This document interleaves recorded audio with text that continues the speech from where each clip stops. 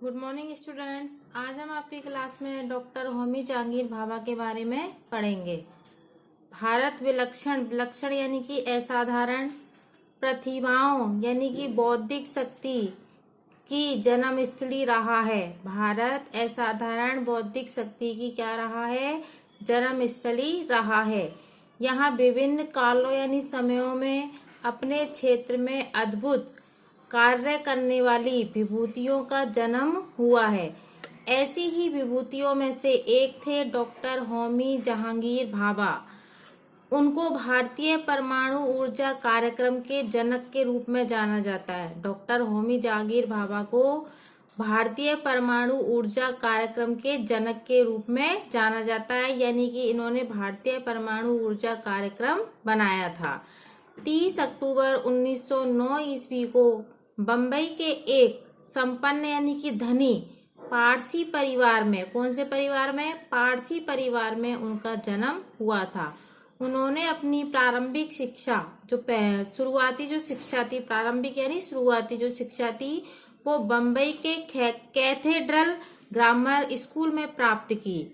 15 वर्ष की उम्र में सीनियर कैम्ब्रिज परीक्षा पास कर 15 वर्ष की उम्र में इन्होंने सीनियर कैम्ब्रिज परीक्षा पास कर उन्होंने एल्फिस्टन कॉलेज में प्रवेश लिया। उसके बाद उन्होंने रॉयल इंस्टीट्यूट ऑफ साइंस से बीएससी की उपाधि प्राप्त की।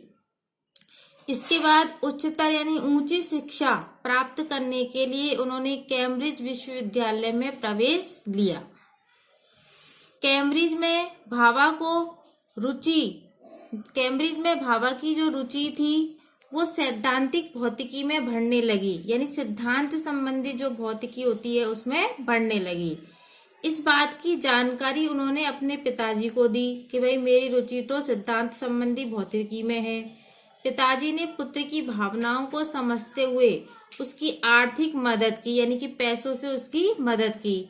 सन 1930 में उन्होंने मैकेनिकल साइंस में प्रथम श्रेणी में एमएससी की उपाधि प्राप्त की। एमएससी की उपाधि किसमें प्राप्त की? मैकेनिकल साइंस में।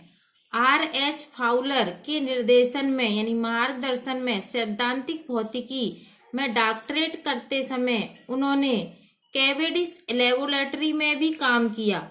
उस लेबोरेटरी में उनका संपर्क दुनिया के कई नामी वैज्ञानिकों से हुआ। उस दौरान उन्हें कई छात्रवृत्तियां यानी कि वजीफा भी प्राप्त हुई। जनवरी 1933 में भाभा ने कॉस्मिक किरणों पर अपना प्रथम वैज्ञानिक शोध पत्र प्रकाशित